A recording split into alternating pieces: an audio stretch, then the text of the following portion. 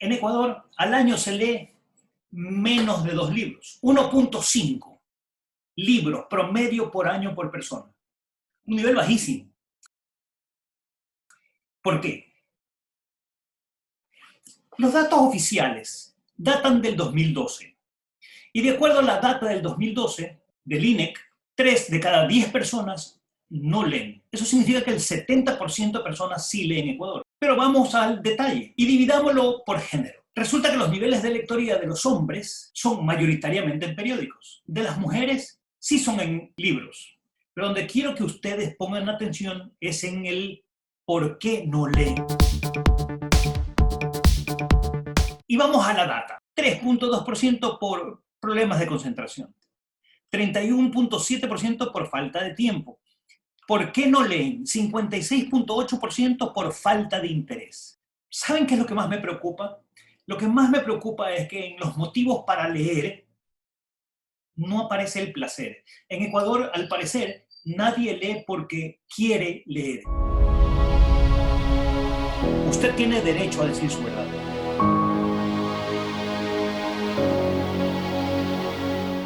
Pero todo lo que diga puede ser usado en su contra.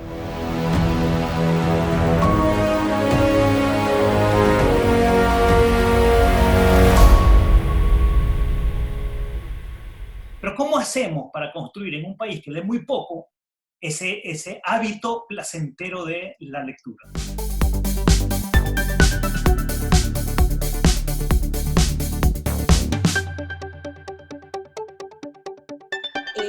Si nos han impuesto la lectura como algo que no nos gusta y que se debe hacer, si nuestra introducción al mundo de la lectura fue un deber y una obligación, ¿sí?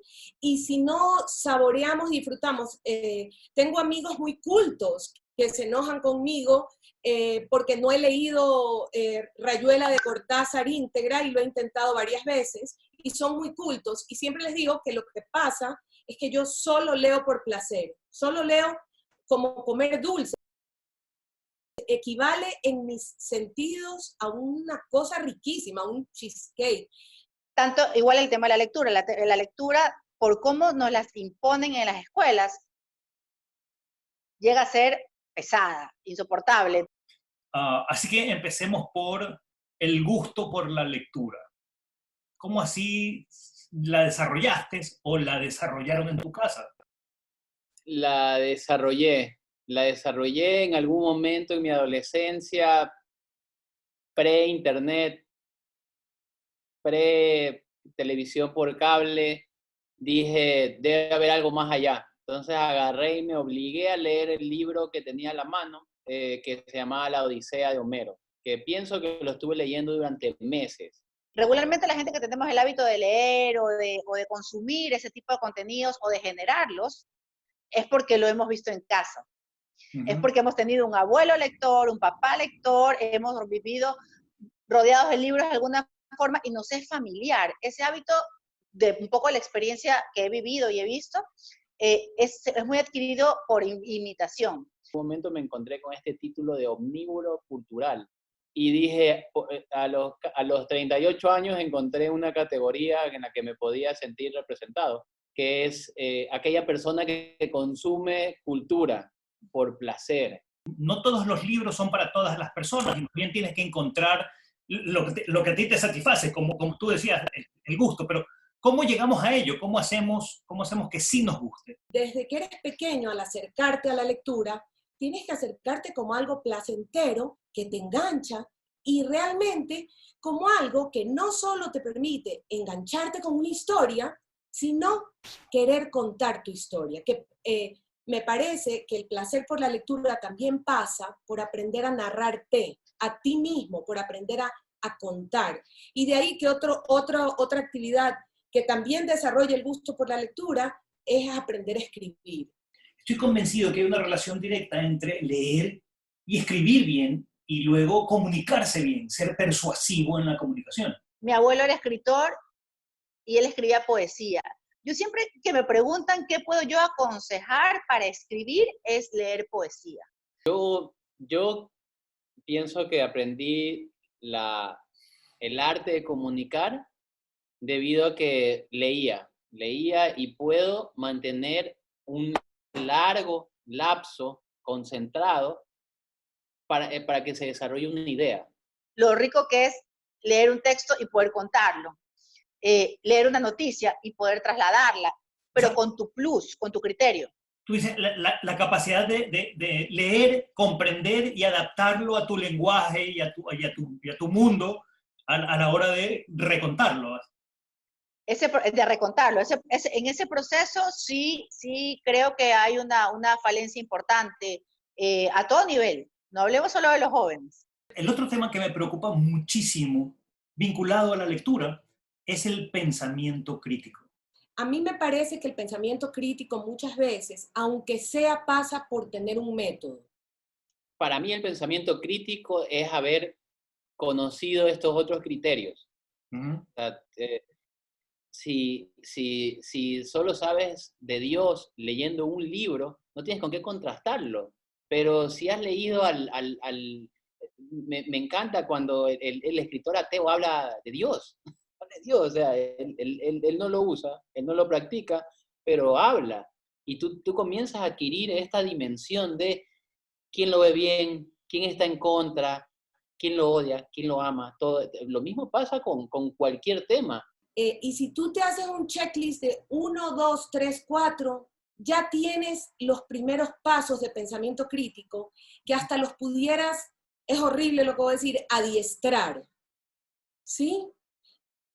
Porque obviamente nadie quiere ser adiestrado, ni yo misma, pero yo me puedo autoadiestrar para no caer en mi primera emoción al presentarse un texto ante mí en redes sociales, en el cine, en medios de comunicación masivos, y desarrollarme un pequeño método, ¿sí? Y que penosamente, y he hablado mucho de pensamiento crítico estos días, porque ahí sí me voy a parar en mis cuatro patas, que la falta de pensamiento crítico no pasa por las poblaciones con menos formación o información, y que entonces las poblaciones con más formación y posgrados e información tienen más pensamiento crítico, porque si tú ahorita abres Twitter, lees durante media hora Twitter y dices, ¿de verdad hiciste un posgrado? ¿De verdad fuiste a la universidad? Give me a break. Y en realidad, el pensamiento crítico en las personas con educación es una elección, porque en realidad es una elección filosófica de vida, ¿sí? Si es que ese es mi público al que me estoy dirigiendo. Y esos padres de familia, de élites que tomarán decisiones, modelan para sus hijos su decisión de no tener pensamiento crítico y de seguir al dueño del mundo que es de su preferencia. ¡Wow! Eso es fuerte. Es Sí, muy fuerte la implicancia de lo que estás diciendo. Pero tomamos esa decisión todos. Giovanni Frassetto, en Cómo sentimos, dice que leer nos permite entender los pensamientos y sentimientos ajenos. Y la explicación está en esto. Está demostrado científicamente que cuando leemos no somos observadores pasivos. Por el contrario, cada vez que leemos un texto nos metemos dentro del texto y experimentamos lo que está experimentando el personaje. La ficción ha sido nuestra forma de prepararnos para lo que iba a ocurrir. El cerebro humano, las emociones que despierta leer ficción son las mismas que vivirlo en realidad. Entonces tú cuando lees ficción te estás preparando, por eso a lo mejor tienes una mejor manera de reaccionar, porque leí cosas que todavía no hay ciencia y de pronto comienzan a ocurrir y tenías a Burroughs hablándote de algo que parecía el internet y libros en los que en los años 50 te hablaban de algo que parecía una tablet. Entonces, sí, te prepara para lo que vendrá. Yo creo que el que lee está mucho más preparado. Hay una resiliencia creativa, ¿no? Hemos leído libros devastadores, ensayos sobre la ceguera. O sea, yo me puse a pensar en este tema de la pandemia, ¿qué literatura hay a lo que nos puede llegar? O sea, no nos vayamos a The Walking Dead, pero sí hay escenarios en los cuales estados enteros quedan encerrados, que hay caos, que hay anarquía, que hay abandono, que hay esperanza. O sea, hemos pasado eso. Hay una literatura, The Road, es otro libro que te pone un escenario. ¿Qué pasa si todo se va al carajo? ¿Qué pasaría si nos quedamos pocos?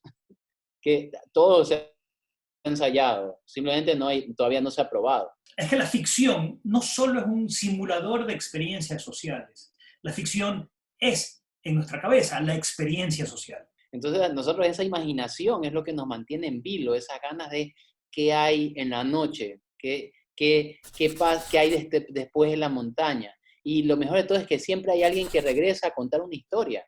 Y tú no la puedes probar. Nosotros el ejercicio más sencillo dice, yo creo que no conozco a nadie que haya estado en el Everest, pero creo que está ahí la montaña. Debe estar ahí. Jorge Luis Borges decía que de todos los inventos creados por el hombre, el más interesante era el libro. Porque todos los demás son extensiones del cuerpo del hombre, pero un libro es la extensión de su imaginación.